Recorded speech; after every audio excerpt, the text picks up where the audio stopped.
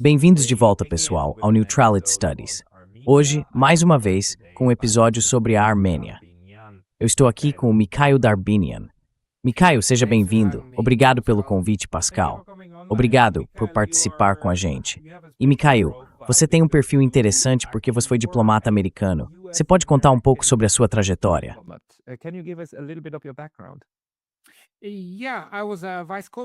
Sim, eu fui vice-cônsul do Departamento de Estado dos Estados Unidos, na Argentina, e depois em Moscou, entre 2020 e 2024.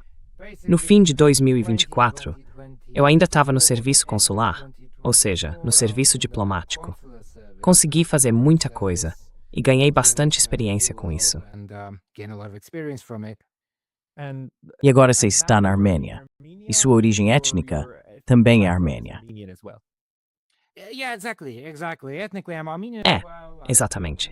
Etnicamente eu também sou armênio. Já morei nos Estados Unidos, já morei na Armênia e em vários outros países.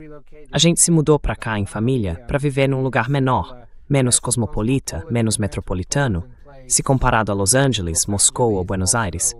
Então aqui é bem menor mesmo.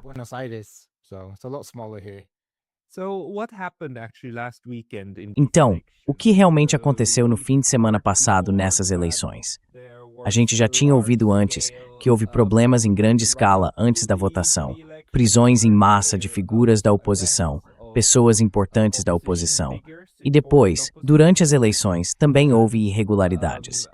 Você pode contar pra gente o que você percebeu, vendo tudo isso de dentro de Yerevan?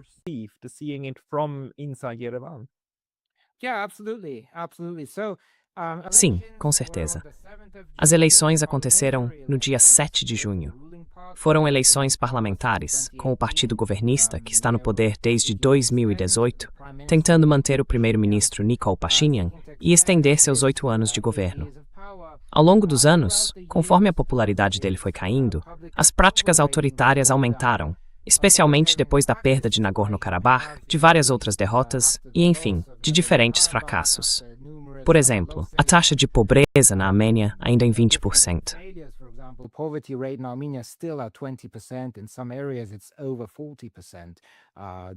Em algumas regiões, passa de 40%. Isso se a gente comparar com a Geórgia, que conseguiu reduzir pela metade a taxa de pobreza ao longo desses últimos anos. Então tivemos eleições parlamentares, com muitas prisões de líderes da oposição, antes das eleições de 7 de junho, e também no próprio dia da votação. Dezenas de pessoas foram presas no dia das eleições e nos dias anteriores. Basicamente, todas eram críticas ao governo, parlamentares ou candidatos a deputado. Ou seja, muita perseguição à oposição.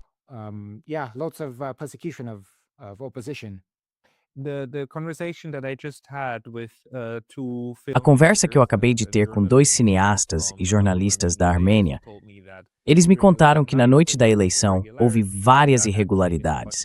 Disseram que o Sr. Pashinyan, por volta das 2 da manhã, muito antes de todas as urnas serem contadas, simplesmente anunciou que tinha vencido e que havia muita fraude eleitoral acontecendo. Fraudes bem claras, bem abertas mesmo.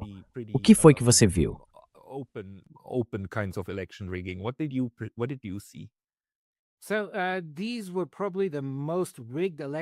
Essas foram, provavelmente, as eleições mais fraudadas que eu já vi, já acompanhei ou já cobri, pelo menos dentro do meu próprio trabalho, em diferentes países, inclusive na Armênia. E justamente na Armênia foram as mais manipuladas que eu já presenciei até agora. Além das prisões que aconteceram no próprio dia da eleição, membros do partido governista acompanhavam os eleitores dentro das sessões de votação. Ficavam esperando do lado de fora e chegavam a entrar na cabine junto com as pessoas, mostrando com o dedo o que fazer, em quem votar. Tinha muita gente confusa, porque havia 18 partidos participando e uma cédula para cada um deles, ou seja, 18 papéis diferentes. O eleitor precisava escolher o do partido em que ia votar, colocar dentro de um envelope e depois depositar na urna.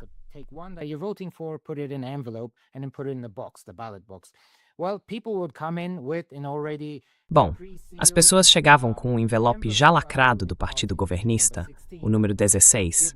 Elas já entravam com isso na mão, iam atrás das cabines de votação, tiravam o envelope do bolso e simplesmente colocavam na urna.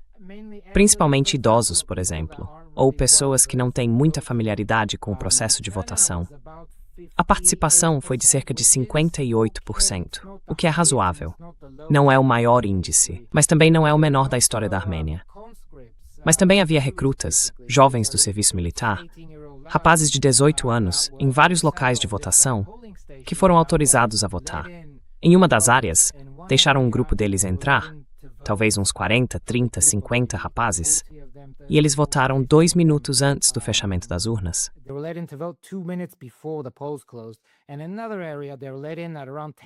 Em outra região, eles foram levados para dentro por volta das 10 da noite, quando as urnas já estavam fechadas. Então, na verdade, era hora de eles estarem dormindo. É o horário em que os recrutas deveriam estar dormindo. Mas não, eles foram tirados do alojamento, levados para os locais de votação, mesmo com tudo fechado, e obrigados a votar. E claro, para quem você acha que eles votaram? No partido do governo, porque tudo foi organizado por eles. Só para confirmar, o primeiro-ministro controla hoje o judiciário, o legislativo e o executivo. Ou seja, todas as forças policiais, todos os juízes, tudo. Ele tem controle sobre todos. E o comitê eleitoral também é indicado por ele. Então, qualquer investigação, qualquer recontagem, vai ser conduzida por pessoas leais a ele. Só uma observação rápida.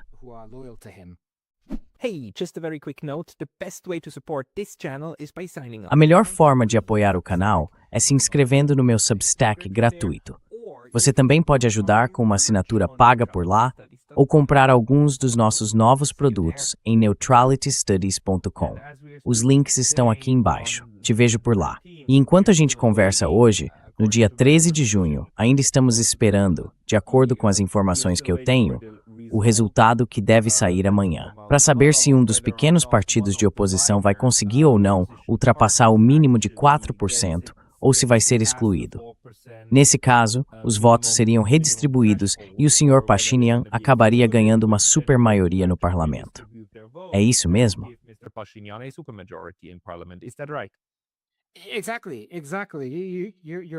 Exatamente. Você está acompanhando tudo direitinho. Então, existem 3 partidos de oposição: o Armênia Forte, a Aliança da Armênia e o Armênia Próspera. O Armênia Próspera é o menor partido de oposição. Ele existe há uns 15, talvez 20 anos. Sempre atuou meio separado, 6%, 7%, 4%. Sempre conseguiu entrar no parlamento, mas por uma margem bem pequena. Desta vez, o problema é que, de acordo com a recontagem, a contagem inicial foi no dia 7 de junho, ou melhor, se estendeu até o dia 8 de junho. Esse pequeno partido de oposição teve 3,994 e alguma coisa por cento dos votos. E é preciso 4% para entrar no parlamento.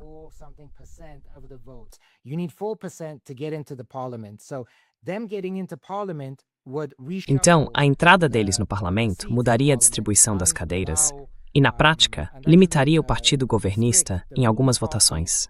O partido no poder hoje tem maioria, uma maioria bem apertada, mas ainda assim uma maioria. Isso permite que eles aprovem leis comuns, formem o governo, decretem estado de emergência, mas não podem, por exemplo, fazer emendas constitucionais ou nomear o Tribunal Constitucional. Para isso, precisam de uma maioria constitucional. Então, exatamente como você disse, o pequeno partido de oposição está insistindo para que esses votos sejam recontados. Já houve recontagem em cerca de 500, 600 sessões eleitorais, de um total de 2005. Ou seja, eles já recontaram mais ou menos 600 sessões. 500, 600 polling stations out of 2005. So they've done around 600 polling stations. It seems like the small opposition. Parece que o pequeno partido de oposição ganhou até 4%, mas por enquanto não há nada concreto. Os resultados já deveriam estar prontos. A recontagem deveria ter sido concluída ontem, às 2 da tarde, no horário local, mas ainda não há nenhum resultado real dessa recontagem. Além disso, o Comitê Eleitoral anulou os resultados de várias sessões de votação, 3, se não me engano, e essas 3 sessões tinham votos desse pequeno partido de oposição. Então, ao anular os resultados dessas sessões, eles acabam impedindo esse partido de ter votos suficientes para entrar no parlamento. E esse é um dos grandes problemas. Basicamente, o governo está controlando os resultados, controlando a recontagem, tentando restringir o processo para garantir uma maioria maior.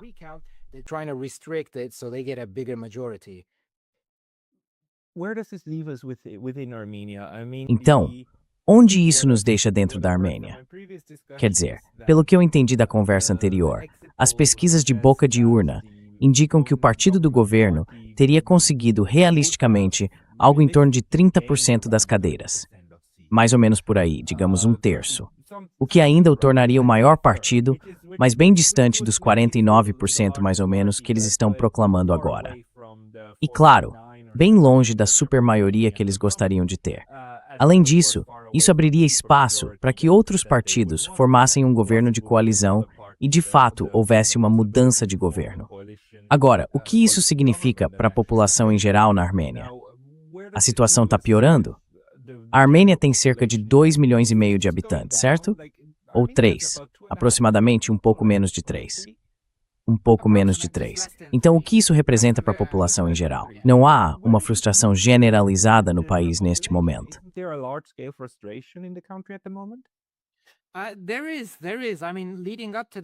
Sim, existe. Quer dizer, antes das eleições, se você olhar diferentes pesquisas, e foram muitas, feitas por vários países, por ONGs, enfim, a maioria mostrava que muitos eleitores, muitos armênios em geral, não estavam realmente interessados em votar. Eles não queriam participar. Isso acabou mudando um pouco, porque vimos um número maior de participantes nesta eleição em comparação com a de 2021. Mas, de qualquer forma, as pessoas continuam frustradas, porque querem mudança. Muita gente quer essa mudança. E esses 30% que você mencionou parecem mesmo realistas.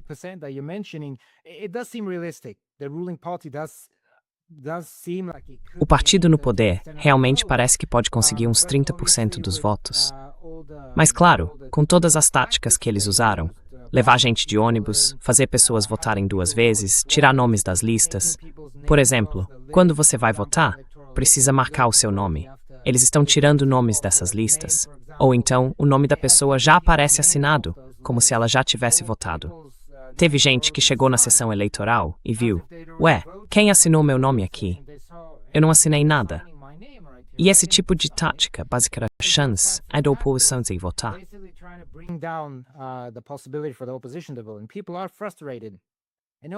As pessoas estão frustradas. E, no geral, a sociedade não é, como muita mídia, especialmente fora da Armênia, tenta mostrar como se fosse uma escolha entre a Rússia e o Ocidente. Como se a sociedade armênia só quisesse ir em direção à União Europeia e a Rússia estivesse destruindo o país. Não é bem assim. Os armênios estão abertos a tudo.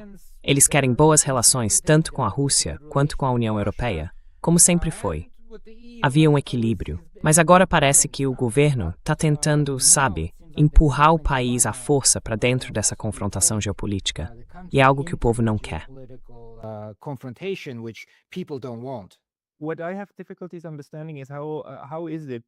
O que eu tenho dificuldade de entender é o seguinte: como é que o governo e o presidente, que na prática perderam Nagorno-Karabakh ou Artsakh para o Azerbaijão, como é que a gente deve acreditar que ainda mais da metade dos armênios apoia esse governo?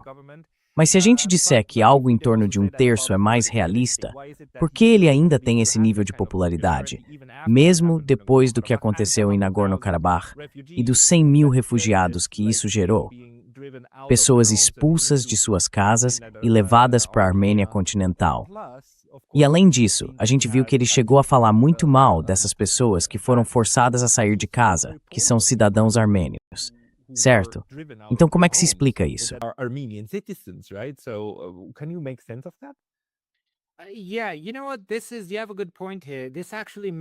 Sabe de uma coisa? Você tem um bom ponto aí. Isso realmente mereceria um estudo sociológico bem profundo. Porque se a gente imaginar, por exemplo, se o Reino Unido perdesse a Irlanda do Norte de repente, o que as pessoas diriam? Ou se o Japão perdesse Hokkaido, por exemplo, acho que os cidadãos japoneses comuns não ficariam muito felizes. Ou ainda se os Estados Unidos perdessem Porto Rico. Então sim, isso mereceria um estudo sociológico bem sério. Mas parte do apoio dele vem muito, por falta de uma palavra melhor, de manipulação da mídia, ou do uso da mídia para servir aos próprios interesses, moldando narrativas e colocando a culpa nos outros. narratives and blaming others. For example, Russia was blamed for the loss of NK. Por exemplo, a Rússia foi culpada pela perda de Nagorno-Karabakh. Algumas pessoas também culpam a União Europeia por essa perda. Ele acabou jogando a culpa em várias direções, especialmente na Rússia. E depois da guerra de 2020, a Rússia passou a ser vista como o alvo principal, como se dissessem, eles não nos ajudaram, não impediram o avanço do Azerbaijão. E depois de 2023, especialmente, eu acho que as relações já ficaram um pouco mais azedas. Então, o apoio que ele tem também vem, e eu realmente acredito nisso, do período depois da vitória de 1994, quando a Armênia passou a controlar Nagorno-Karabakh. Depois disso, muitas ONGs começaram aos poucos a entrar na Armênia. O George Soros, por exemplo, eles fazem algumas coisas boas também, mas existe o outro lado disso. Eles chegaram em 1998. Outras ONGs vieram no começo dos anos 2000, com o objetivo final de ensinar jornalistas a fazer um bom jornalismo. E por aí vai. Educating journalists how to do good journalism, etc. And that kind of formed the whole opposition. E isso meio que formou toda a oposição. Virou quase um conceito. Basicamente mostrou para as pessoas como ser oposição ao governo. E muitas dessas ONGs começaram a entrar em outros discursos, um discurso de paz com os vizinhos. Enquanto no Azerbaijão, o discurso era totalmente de guerra. Lá existe um discurso anti-armênio, de cima a baixo, institucionalizado. Já na Armênia, essas ONGs pregavam algo como, deixa pra lá, a gente não precisa de Nagorno-Karabakh, não é armênio, e por aí vai. Acho que isso acabou influenciando uma parte da sociedade, um setor que passou a acreditar que talvez realmente não fosse armênio, mesmo tendo igrejas lá há, sei lá, 1.700 anos ou 1.000 anos. For like the past 1700 years or 1000 years. And so I think NGOs played a big role in this and they continue. Então eu acho que as ONGs tiveram um papel importante nisso e continuam tendo um papel importante no apoio a ele e nessa tentativa de transferir a culpa para os generais, por exemplo. Ele culpou a Rússia pela perda de Nagorno-Karabakh, culpou os generais armênios pela perda de Nagorno-Karabakh e até culpou os armênios de Nagorno-Karabakh, cidadãos da Armênia, dizendo que eles também foram responsáveis pela derrota, que não lutaram, que simplesmente foram embora, fugiram e tudo mais. E isso aconteceu depois que a Armênia suspendeu toda a ajuda, o que foi uma violação da Constituição, porque a Constituição armênia diz que a Armênia é a garantidora da segurança física dos armênios de Nagorno-Karabakh. Ele basicamente rompeu com essa norma constitucional e deixou de oferecer segurança para esses armênios, e isso acabou levando àquela situação. Então tem várias coisas aí, vários fatores envolvidos. There's several things, several factors there that How big is the factor of foreign influence? Qual é o peso da influência estrangeira nesse resultado agora? E uma das coisas que mais me chocam, claro, não só depois dessa eleição, mas também antes, é esse apoio extremamente hipócrita ao Sr. Pashinyan por parte da União Europeia e também dos Estados Unidos, mas principalmente da União Europeia. A gente viu que no dia seguinte ao Sr. Pashinyan ter mandado prender uma das maiores lideranças da oposição e também um líder religioso, o Karekin II, uma semana depois, a Kaja Kallas foi até Yerevan, ficou ao lado dele e disse algo como grande símbolo da democracia, e por aí vai. É uma hipocrisia tão escancarada que é difícil de ignorar. Mas como é que você interpreta isso?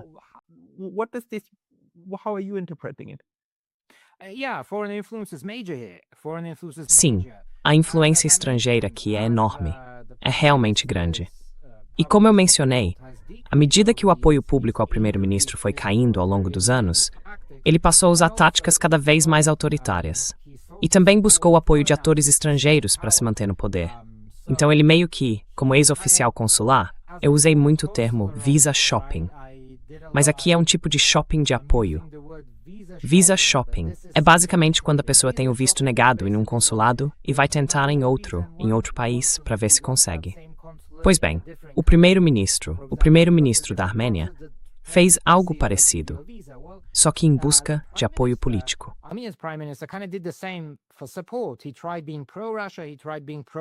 Ele tentou ser pró-Rússia, tentou ser pró-Irã, chegou a dar ao Irã um consulado geral no sul da Armênia para criar uma espécie de zona de influência. Em outro momento, tentou se aproximar da China e no fim acabou se tornando pró-Turquia, mudando toda a sua orientação para apoiar a Turquia, o Azerbaijão e a União Europeia. A União Europeia coincide com os objetivos dele de se manter no poder e também vê nele alguém que pode ser usado como instrumento contra a Rússia. Então, a influência externa aqui é enorme. O Azerbaijão está pressionando por concessões. Já pressionou por concessões territoriais contra a Armênia. E o primeiro-ministro da Armênia aceitou de bom grado. Algumas vilas foram cedidas. Partes dessas vilas foram cedidas. Por que justamente essas vilas?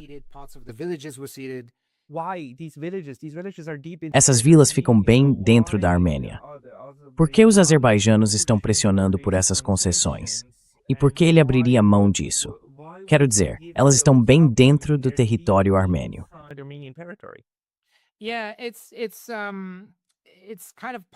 É meio que uma fronteira, de fato, que nunca foi realmente demarcada com precisão. Existe uma fronteira de fato entre a Armênia e o Azerbaijão, marcada por posições militares dos dois lados. E no meio há uma terra de ninguém. Algumas dessas áreas, na verdade, nem eram exatamente terra de ninguém. Eram lugares onde camponeses armênios iam literalmente para usar como pasto. Pois é, ele vem cedendo basicamente essas áreas para continuar garantindo o apoio do Azerbaijão e da Turquia em fóruns internacionais, e também porque ele quer mudar a Constituição da Armênia para tirar todas as referências à Declaração de Independência, que menciona que a Armênia é garantidora dos armênios de Nagorno-Karabakh, e também ao Monte Ararat, que é um símbolo da história e da identidade cultural armênia.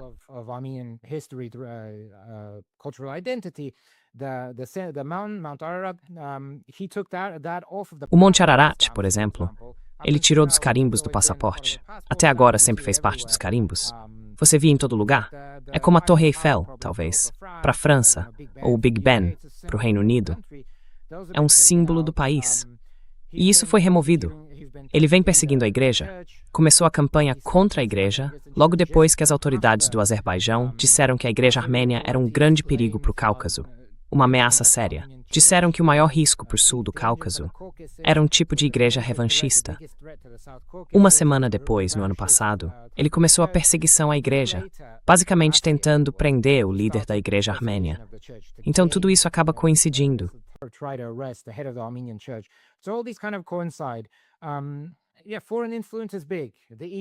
A influência estrangeira é grande. A União Europeia também quer usar a Armênia. Por isso, eles estão meio que empurrando a Armênia para um confronto com a Rússia. Eu acredito, e não tenho nenhuma prova concreta, mas parece que estão forçando a Armênia a entrar em confronto com a Rússia, para que a Rússia tome alguma medida. E aí a União Europeia diga, olha, tá vendo? A Rússia não tá te apoiando, vem com a gente. É mais ou menos isso que parece. A União Econômica Eurasiática, a Comunidade dos Estados Independentes, a Organização do Tratado de Segurança Coletiva, a Armênia praticamente parou de participar ativamente de muitas dessas organizações. Está meio que recuando na participação.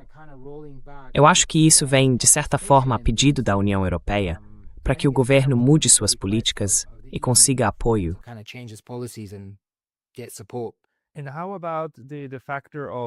E quanto ao fator Irã?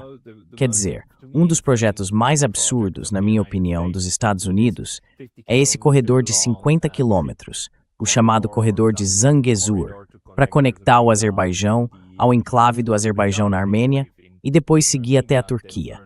Só que esse corredor ficaria bem na fronteira com o Irã e, pelos planos atuais, seria operado por 99 anos, como se fosse um contrato colonial de arrendamento, basicamente sob controle militar americano. Sinceramente, isso me parece o auge da estupidez, ainda mais para um país pequeno, cercado por grandes potências, que precisa garantir que nenhuma delas fique irritada demais com ele. Você pode comentar sobre isso e talvez falar um pouco sobre o quanto você acha que isso é realmente viável agora, depois desse resultado eleitoral.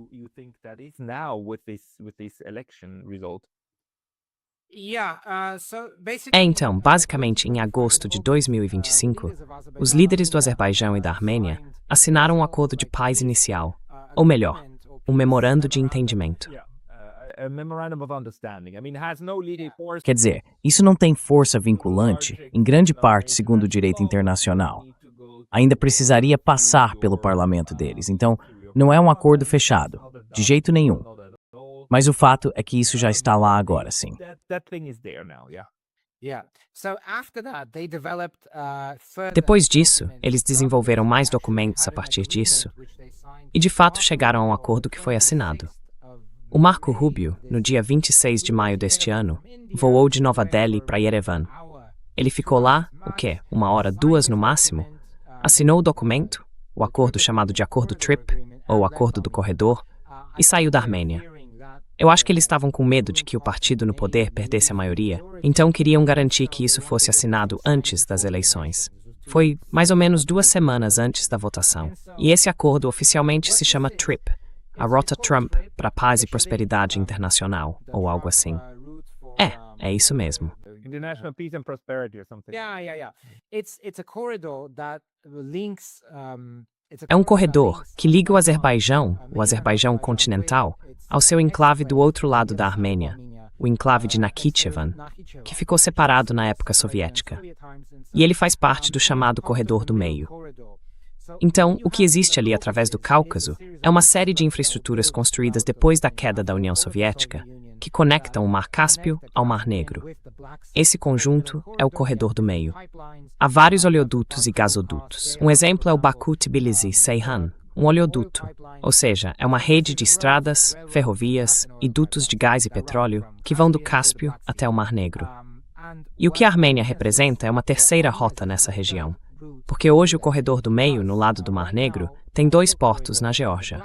O país da Geórgia tem Batumi e tem Poti. Georgia, the country of Georgia, has Batumi and it has Poti. They're 2 major ports that Georgia uses. São 2 portos principais que a Geórgia usa para exportar e importar por esse corredor. Então, da Ásia Central e da China, passando pelo Cazaquistão, as mercadorias seguem pelo Mar Cáspio de barco e depois atravessam o Corredor do Meio em direção à União Europeia. E o caminho inverso também. Esses 2 portos, Poti e Batumi, estão muito saturados. Estão sobrecarregados. Nos últimos anos, o volume de mercadorias e de comércio aumentou bastante. E os navios têm enfrentado tempos de espera cada vez maiores. O custo para enviar carga por ali subiu muito. Eles simplesmente não têm infraestrutura suficiente para lidar com esse volume crescente de bens. Em 2020, havia um projeto para construir outra instalação portuária na Geórgia, um pouco ao norte de Poti.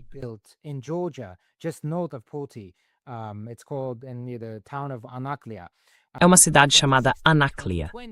Entre 2016 e 2020, existia um consórcio que iria construir ali. Eles investiram, fizeram todo o plano inicial para esse porto, que serviria para aliviar o tráfego dos outros 2 portos. Só que, em janeiro de 2020, o governo da Geórgia cancelou isso. Não era um tratado, mas cancelaram o projeto. Cancelaram o projeto. Então, basicamente, eles interromperam qualquer iniciativa naquele corredor. Algumas pessoas dizem que foi porque o governo queria investir mais num corredor norte-sul, com a Rússia, o Irã e a Armênia. Outros falam que foi por questões financeiras, por desacordos econômicos. Seja o que for, aquele terceiro porto na Geórgia deixou de ser viável. E aí vem a pergunta: que outro país poderia ser usado? Para o chamado Corredor do Meio, eles não iam usar a Rússia.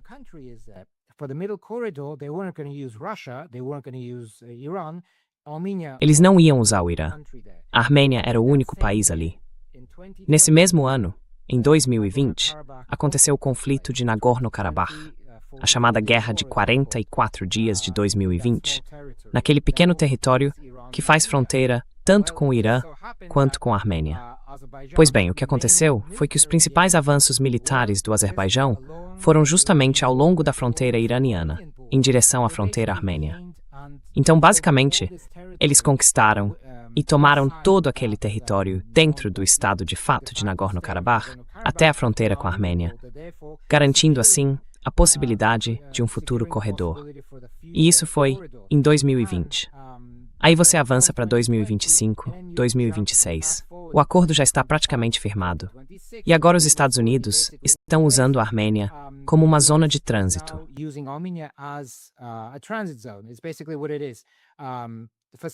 É basicamente isso em relação à cadeia de suprimentos. Se você lê o texto desses memorandos de entendimento e dos documentos que eles assinaram, dá para ver que há uma ênfase muito grande no papel da Armênia em apoiar a cadeia de suprimentos. Não é tanto que a Armênia vá receber grandes volumes de investimento. Nada disso. O que ela precisa mesmo é daquele corredor de 40 quilômetros que já existe, ligando o Azerbaijão ao chamado Corredor do Meio. A infraestrutura já está lá. Na época soviética, passava uma ferrovia por ali. Hoje não é mais usada. Muita gente já aproveitou o material como sucata, então o terreno permite isso. Em nenhuma outra parte da Armênia existe uma rota que vá de leste a oeste. É só ali mesmo, porque o país é muito montanhoso. E basicamente,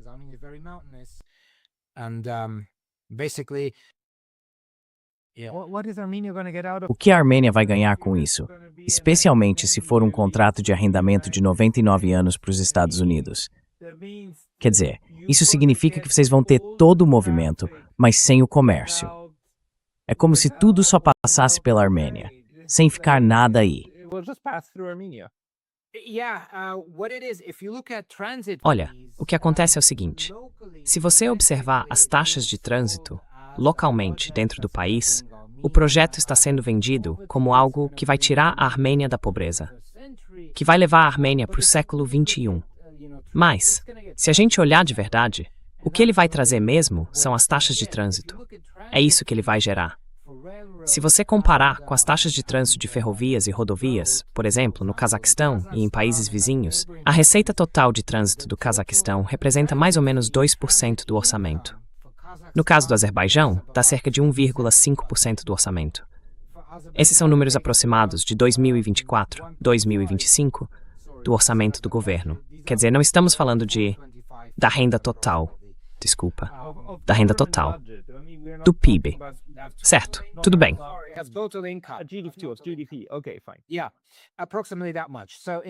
É, mais ou menos isso. Então, na Geórgia, as taxas de trânsito ficam em menos de 1%. Na Turquia, é bem menos, cerca de 0,6%, um pouco abaixo disso. Na Sérvia, que foi uma das mais altas que encontrei, chega quase a 3%. Ou seja, as taxas de trânsito por si só não trazem necessariamente grandes receitas. Principalmente se você tem, por exemplo, uma estrada reta de 40 quilômetros que leva uns 15 minutos para atravessar. Isso não vai render muito. Não é como na Geórgia, que tem uma rota mais longa até as cidades portuárias e pode levar um dia inteiro, 6, 7 horas de viagem. Então realmente não é muito.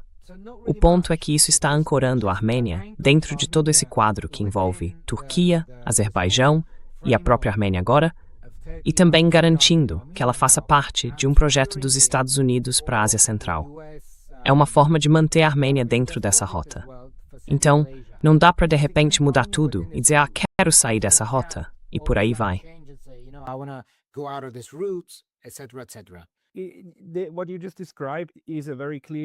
O que você acabou de descrever é um motivo geoeconômico muito claro para esse tipo de interferência política também. Mas existe um motivo geopolítico ou geoestratégico para tentar usar a Armênia contra a Rússia de forma tão evidente. A gente viu como, e está vendo agora, a Ucrânia vem sendo usada como uma forma de enfraquecer a Rússia. Já vimos tentativas de usar a Geórgia. A própria região do Cáucaso é extremamente importante.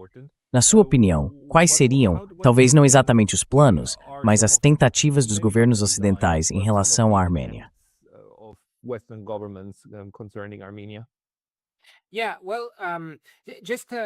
Olha, só para acrescentar uma observação aqui, o corredor do meio é muito importante para os Estados Unidos, porque o Cazaquistão produz cerca de 38% a 40% do urânio do mundo. Os Estados Unidos pararam de importar urânio da Rússia, ou praticamente zeraram essas importações. Acho que eles chegaram a proibir o urânio russo em 2024. Então os Estados Unidos precisam de urânio. Eles importam algo entre 80% e 90% do urânio que consomem há uns 30 anos. Antes, boa parte vinha da Rússia, mas por causa da confrontação com a Rússia ao longo dos anos, isso foi diminuindo aos poucos.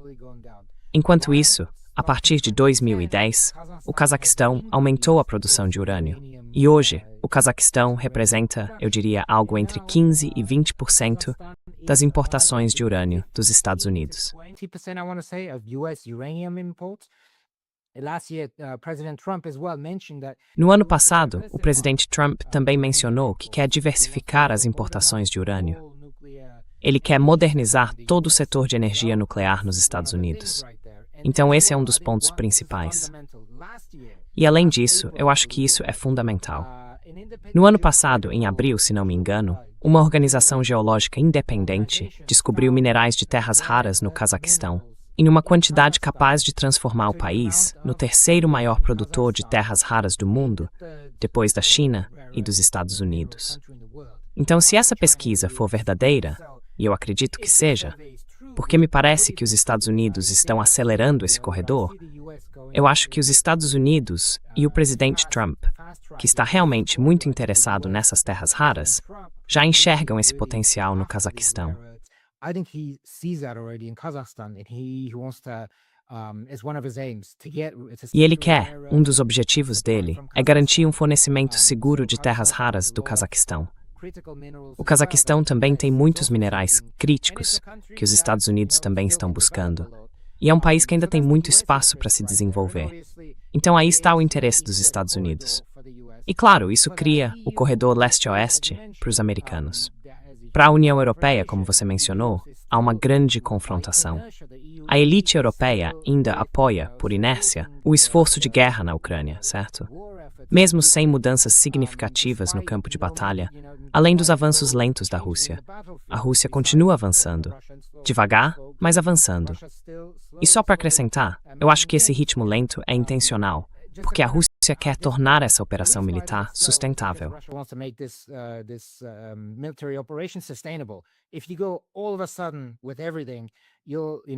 Se você entra de repente com tudo, acaba tendo grandes perdas de opinião pública e tudo mais. Mas veja, é uma operação militar sustentável.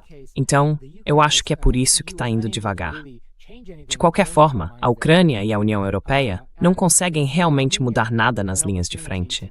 E eles veem na Armênia uma oportunidade de atingir a Rússia.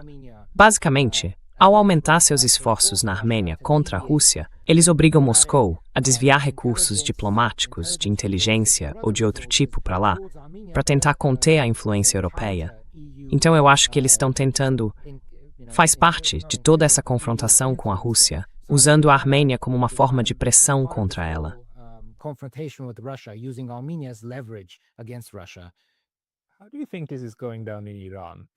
Como você acha que isso está sendo recebido no Irã?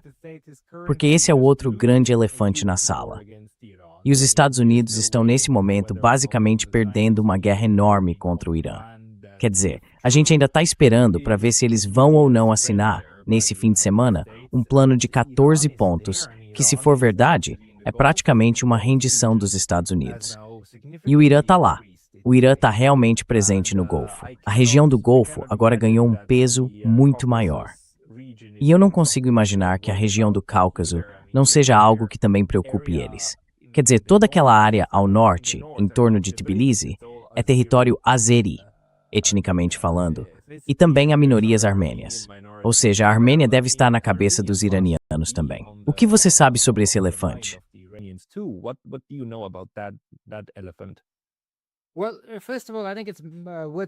Bom, antes de tudo, acho que vale mencionar que o Irã está aí para ficar.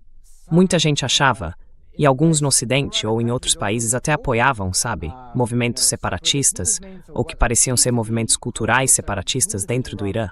Mas tudo isso mostrou, essas últimas confrontações mostraram que o Irã é sólido. O país não parece que vai se desintegrar. Não vimos grandes protestos separatistas, nem nada parecido por lá.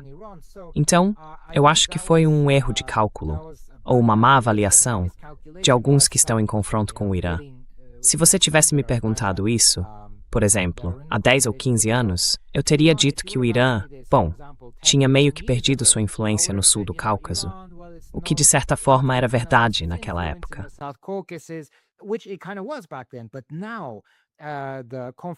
Mas agora, depois do confronto que aconteceu por causa dos ataques de Israel e dos Estados Unidos contra o Irã, entre fevereiro e 8 de abril, eu acredito que o Irã saiu desse conflito numa posição mais forte do que estava antes. Isso não quer dizer que não tenha perdido muito. Houve enormes danos materiais, perdeu pessoas, perdeu lideranças políticas importantes. Mas eu acho que está numa posição mais forte, justamente porque agora consegue dissuadir ataques dos Estados Unidos e de Israel. 15 anos atrás, isso seria impensável.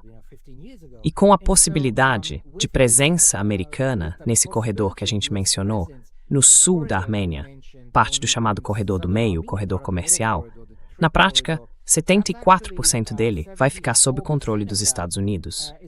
Os Estados Unidos vão operar essa parte.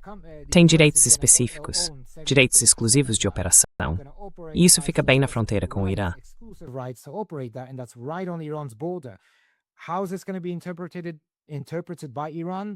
Como isso vai ser interpretado pelo Irã?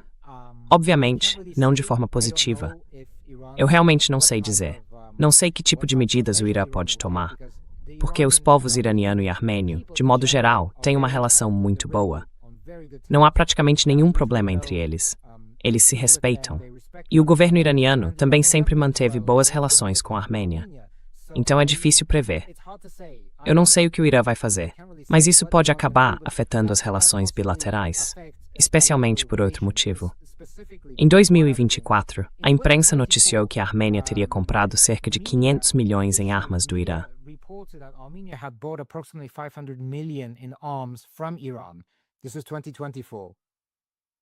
Isso foi em 2024. Na época, a Armênia e o Irã negaram tudo isso. Mas no dia 28 de maio, houve um desfile militar aqui na Armênia, e a gente viu o que pareciam ser pelo menos 4 tipos diferentes de sistemas de armas iranianos. Radares. 2 radares. Não são muito sofisticados, mas ainda assim funcionais. Mísseis antiaéreos montados em uma caminhonete, por exemplo, e outros radares. Agora, digamos que em 2024, a Armênia realmente tenha comprado armas do Irã. Em 2025, a Armênia assinou basicamente o Acordo do Corredor, trazendo os Estados Unidos para a fronteira com o Irã. Eu não acho que isso seja bom para as relações entre a Armênia e o Irã. Não acredito que o Irã vá confiar no partido que está no poder e no governo atual, depois do que eles fizeram. Então, isso vai ser um grande problema.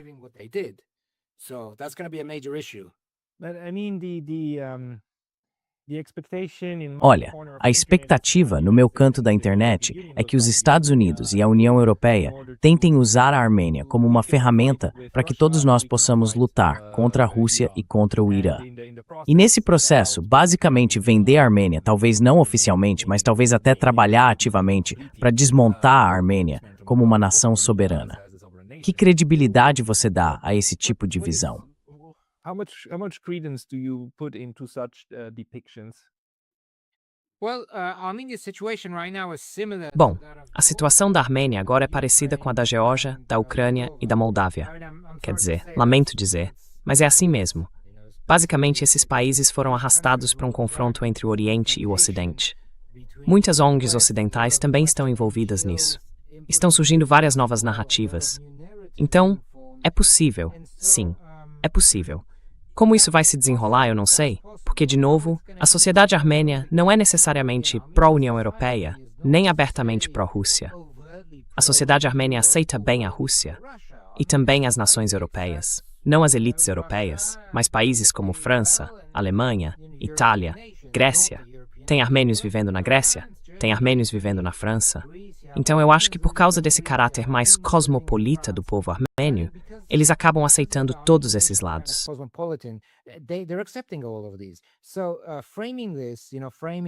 Então, quando a gente tenta enquadrar isso, sabe, dizer de fora que o que está acontecendo na Armênia é uma luta do povo pela autodeterminação contra a Rússia e tudo mais. Isso não é verdade. Simplesmente não é verdade. O que existe, basicamente, é influência estrangeira no Cáucaso. Isso acontece há séculos. Há séculos. Diferentes potências estrangeiras sempre se envolveram no Cáucaso. Teve o Império Otomano, o Império Russo, o Império Iraniano. Todos eles usaram diferentes grupos étnicos dentro do Cáucaso em suas campanhas. E depois, durante o período soviético, isso não acontecia, porque todo o sul do Cáucaso estava sob uma única estrutura política, uma única instituição. Então não havia nada disso. Durante os 70 anos de domínio soviético, não havia influência externa, não havia conflito real. There was no real conflict. I mean, there was some ethnic tensions between Armenians and Quer dizer, havia algumas tensões étnicas entre armênios e azeres, mas grandes conflitos não existiam, porque não havia influência externa. Depois da queda da União Soviética, a gente vê essa influência de fora voltando para o Cáucaso. E isso é basicamente uma continuação do que sempre foi. Então, sim, é bem possível que a União Europeia use a Armênia. Agora, por exemplo, uma coisa que eu posso dizer, a União Econômica Eurasiática, por exemplo, inclui a Rússia, o Cazaquistão, Belarus, o Quirguistão e vários outros países. É uma união aduaneira em que esses países exportam uns para os outros sem precisar pagar tarifas.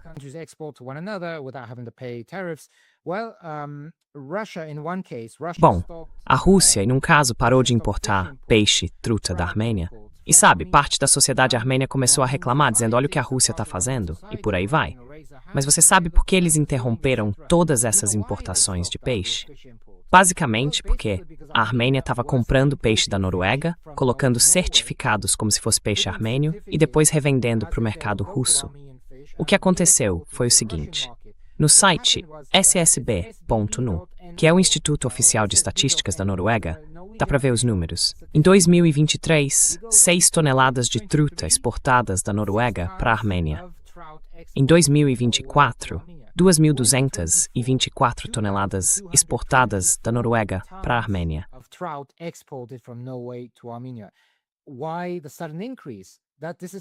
Por que esse aumento repentino? A gente está em 2024 e os inspetores russos foram a diferentes criadouros de peixe na Armênia para fazer inspeções, porque perceberam que os peixes que estavam recebendo de lá, com certificados falsos, eram maiores do que a média das trutas armênias. As cores eram um pouco diferentes. A aparência também era um pouco diferente. E quando eles foram a esses criadouros, metade deles se recusou a deixar os inspetores entrarem para ver os peixes, para verificar se havia alguma diferença. Então esse é só um dos casos. Eu não sei se é a mesma situação com outras frutas ou outros produtos agrícolas.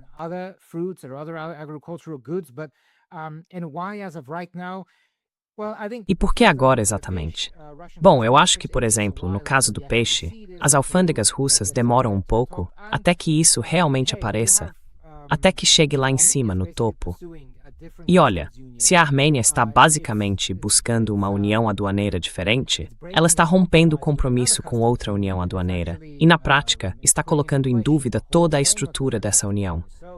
Então veja, essas coisas acontecem. Acontecem do mesmo jeito que a União Europeia paga milhões ao governo para usar em guerra híbrida anti-Rússia, bem antes das eleições, o que parece meio estranho. A gente sabe alguma coisa sobre isso.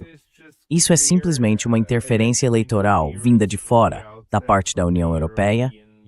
Ou a gente sabe para que esse dinheiro foi realmente usado?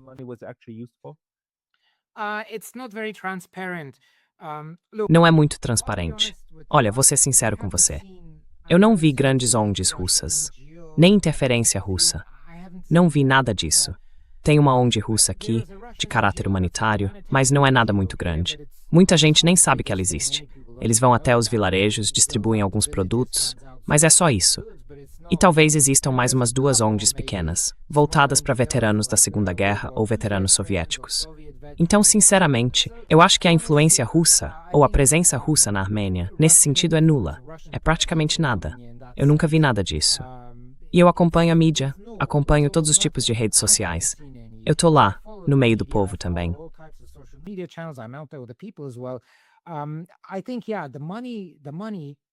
Olha, eu acho que o dinheiro, eu não posso dizer exatamente para que foi usado, porque não foi nada transparente. Entre março e abril, um grupo de até 14 pessoas, da equipe de resposta híbrida, como a União Europeia chamou, foi enviado da UE para a Armênia. E isso custou, acho que, alguns milhões para os contribuintes europeus trazerem esse pessoal para cá. O que eles fizeram? Bom, eu acho que eram especialistas em marketing, gente fazendo pesquisas e pessoas que podiam oferecer ao governo consultoria e marketing independentes. Pelo menos é o que eu acho. Eu não sei ao certo, porque não foi nada transparente, mas supostamente era para criar condições para eleições livres e justas. Só que ninguém sabe direito para onde foram esses 30, 40 milhões. But no one really knows where those, 30, 40 million went. Yeah, I mean, and looking what Quer dizer, olhando para o tipo de eleição livre e justa que foi, a gente acaba se perguntando se não haveria uma forma melhor de direcionar os recursos, ou até se isso não acabou sendo, na prática, contraproducente. Mas o que você acha que isso deixa pra gente agora no futuro imediato? Numa outra conversa que eu tive, depois da entrevista, um dos dois convidados me disse o seguinte: olha, pode ser que a gente esteja vendo o começo da palestinização da Armênia. Dividir o país, criar territórios menores, com o Azerbaijão ocupando as áreas mais altas e a Turquia começando a avançar e se infiltrar no território. Quer dizer, existe um medo de que estejamos vendo o começo do fim da Armênia como projeto de Estado-nação. Isso é exagero, é alarmismo ou é algo que também te preocupa? Is this overblown, over the top, or is this something that you're worried about too? That's actually something that many people are worried Isso é about. algo que realmente preocupa muita gente. O sentimento público aqui na Armênia. Justamente porque toda essa confrontação geopolítica está levando, ou vai acabar levando, a Armênia a ser inserida nesse chamado mundo túrquico. E esse mundo, claro, tem sua própria cultura, seu modo de vida, tudo isso. Mas entre a Turquia e o Azerbaijão, que continuam com políticas hostis em relação aos próprios armênios, especialmente o Azerbaijão, e os objetivos estratégicos de longo prazo da Turquia, de obviamente dominar o Cáucaso e chegar até a Ásia Central, que continuam muito presentes.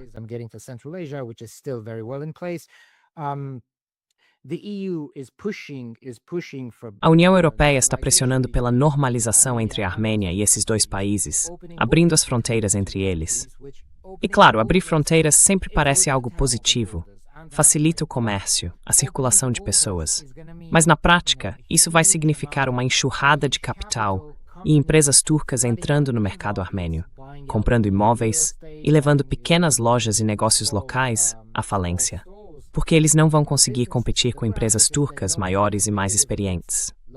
Os azeris também, embora não sejam tão desenvolvidos quanto a Turquia, fazem parte desse processo. No fim das contas, é basicamente integrar a Armênia ao mundo turco. E eu também prevejo que, quando as fronteiras forem abertas, as duas bases militares russas, que estão lá há 200 anos, a base de infantaria motorizada 102ª e a base aérea de Erebuni, vão acabar tendo que sair, porque o governo atual vai dizer algo como: Rússia, nós já fizemos as pazes com a Turquia.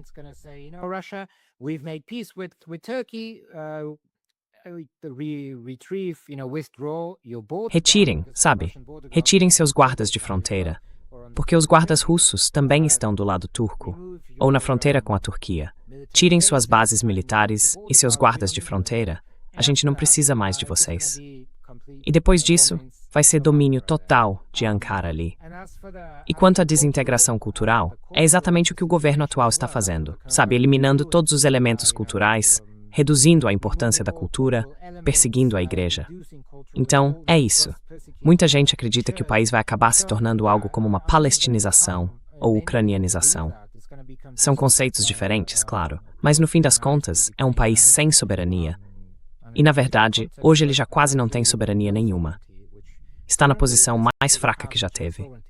É exatamente isso.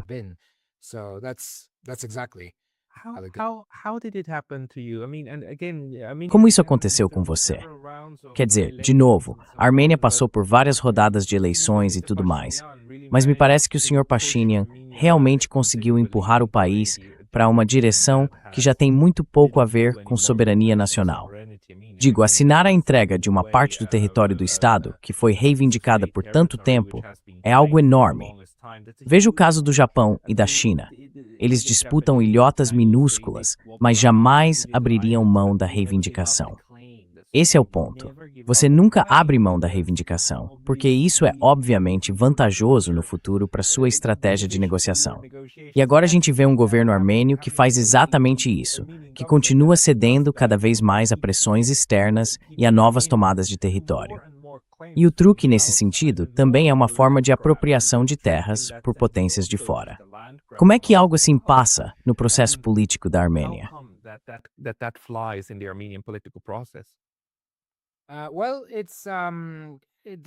Bom, é o primeiro-ministro, apoiado pela Turquia e pelo Azerbaijão, para segurar o poder dele. É isso que ele quer. E ele está disposto a dar qualquer coisa para continuar no poder ali.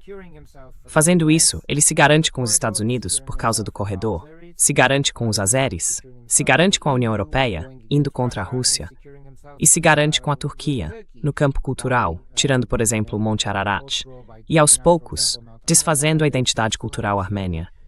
Sinceramente, isso não teria acontecido em nenhum outro país. Por isso eu digo que isso merece um estudo sociológico, porque é algo muito estranho.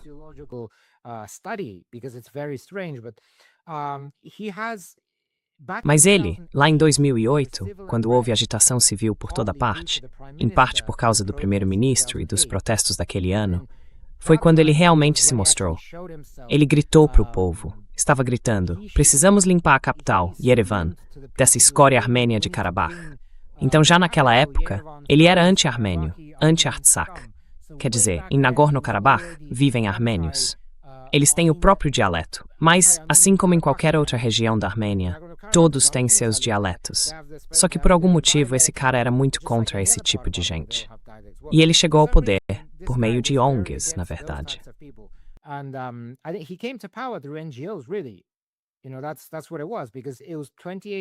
Foi isso mesmo, porque era 2018. Uma série de ONGs apoiadas pelo Ocidente foram as que mobilizaram muita gente.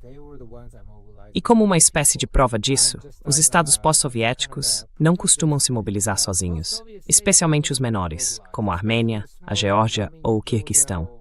Eles só se mobilizam quando há um ator externo pressionando ou organizando de fora. Caso contrário, essas populações ainda estão, de modo geral, desenvolvendo essa cultura política. O mesmo vale para a Armênia. Eles não costumam se mobilizar até que haja esse tipo de impulso externo. E foi assim que esse cara chegou ao poder em 2018, para continuar no poder. E ele está disposto a ceder qualquer coisa para conseguir o que quer.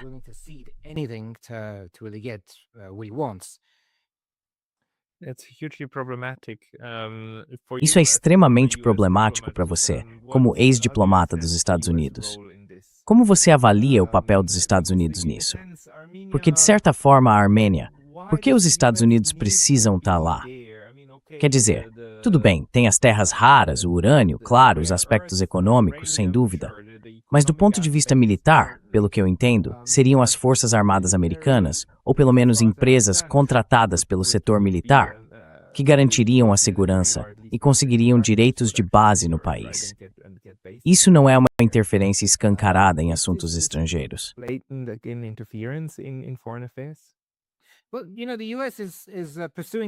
Olha, os Estados Unidos estão seguindo os próprios interesses geoestratégicos. Eu acho que todo país tem que fazer o mesmo. Os Estados Unidos estão fazendo isso. Mas a Armênia não precisa simplesmente ceder tudo. Eles podem dizer algo como: Estados Unidos, em vez de vocês ficarem com 74%, me deem 100%, e a gente faz um acordo, mantém boas relações.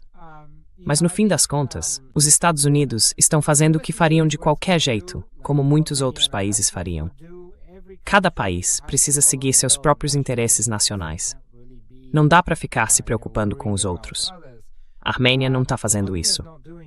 O governo atual da Armênia, o partido no poder e o primeiro-ministro não estão fazendo isso, porque ele está fazendo o que precisa para se manter no cargo. Só isso. Esse é o problema. E quanto aos militares dos Estados Unidos, eu não acho que, pelo menos por enquanto, o exército americano vai estar lá.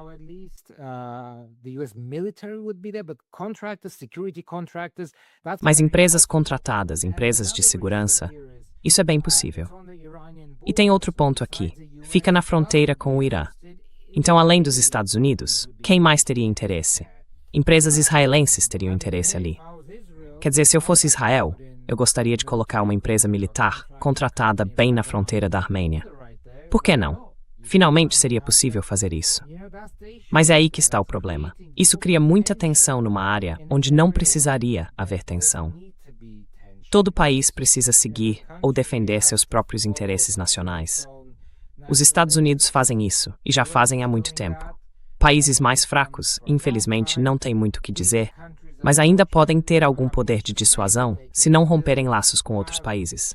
A Armênia, se não rompeu e não está tentando romper relações com a Rússia, com o Irã, com a China, pode intensificar os esforços diplomáticos nesse sentido. E assim, servir como um tipo de contrapeso.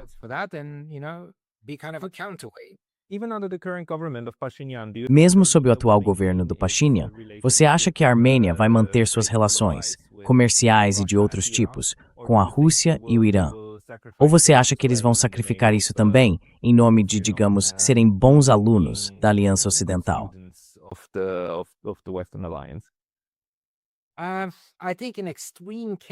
Eu acho que um caso extremo é o da Ucrânia, onde eles sacrificaram tudo.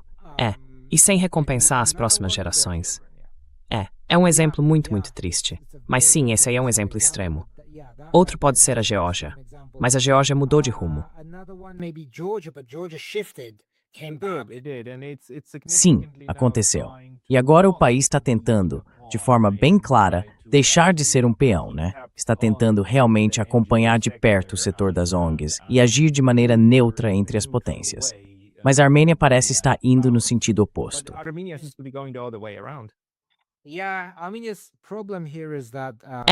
O problema da Armênia aqui é que, diferente da Geórgia e da Ucrânia antes da escalada de 2022, e também da Moldávia, o primeiro-ministro da Armênia basicamente controla tudo no país. Quer dizer, chega bem perto de ser uma ditadura nesse sentido. Ainda existe imprensa que pode criticá-lo, embora as pessoas sejam presas por isso. Um blogueiro foi preso ontem, por exemplo. Ontem mesmo ele foi preso. Mas a questão é a seguinte: na Ucrânia, na Geórgia e na Moldávia, eu não tenho certeza se os líderes desses países... Bom, na verdade o Zelensky agora sim, né? Obviamente ele controla tudo. Mas o Pashinyan, por exemplo, controla tudo. Tudo mesmo. Tribunais, Constituição, tudo.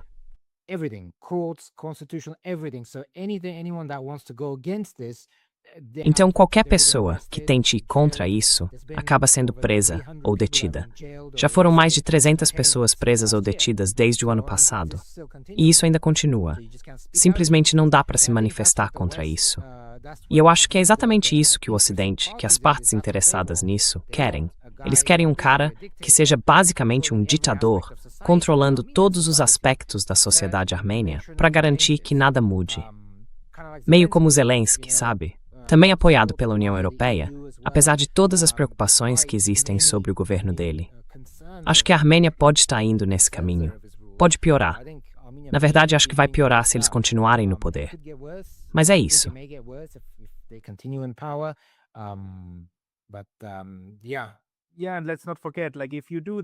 E não vamos esquecer, se você faz isso, se você é um ditador do lado certo da história para o Ocidente, então você é convidado para ir a Washington, mesmo que já tenha estado numa lista de terroristas na Síria, certo? Então, eu acho que os incentivos que estão sendo oferecidos e os exemplos que já foram dados são bem fortes para o primeiro-ministro da Armênia, o Sr. Pashinyan, continuar seguindo em frente.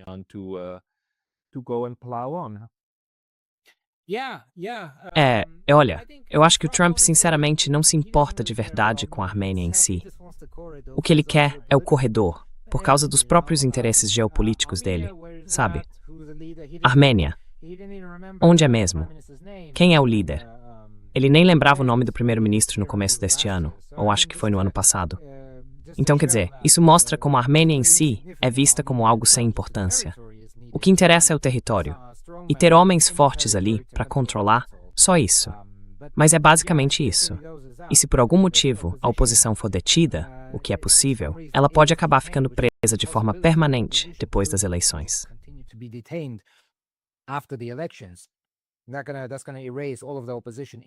Isso vai eliminar toda a oposição dentro do país. Basicamente, a oposição está sendo detida. E quando não conseguem pegar alguém diretamente, vão atrás dos familiares. Eles pressionam, demitem os parentes, por exemplo. Eu conheço várias pessoas que foram demitidas das Forças Armadas e, sabe, de diferentes repartições, só porque um parente fazia parte da oposição. É isso que está acontecendo agora. E é um sinal verde. Se ele continuar no poder, ele está tendo sinal verde para este pulsa. Prendete-os.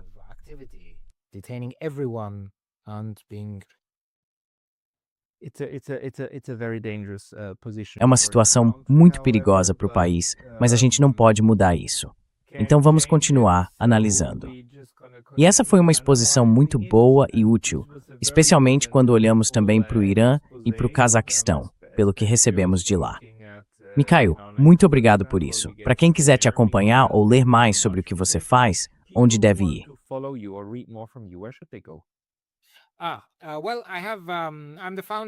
Bom, eu sou o fundador da Security Observer, securityobserver.com. Também temos o canal Security Observer Global Voices no YouTube, onde eu basicamente dou voz ao Sul Global, especialistas do Sul Global. Então podem me encontrar no YouTube ou em securityobserver.com. Eu vou colocar um link para o seu trabalho e para o seu canal no YouTube também, ali na descrição, para que as pessoas possam te encontrar por lá. E com certeza, a gente vai se ver de novo em breve. Por favor, avise a gente se tiver alguma novidade. Mikhail Darbinian, muito obrigado pelo seu tempo hoje. De verdade, obrigado mesmo. Absolutely. Thank you.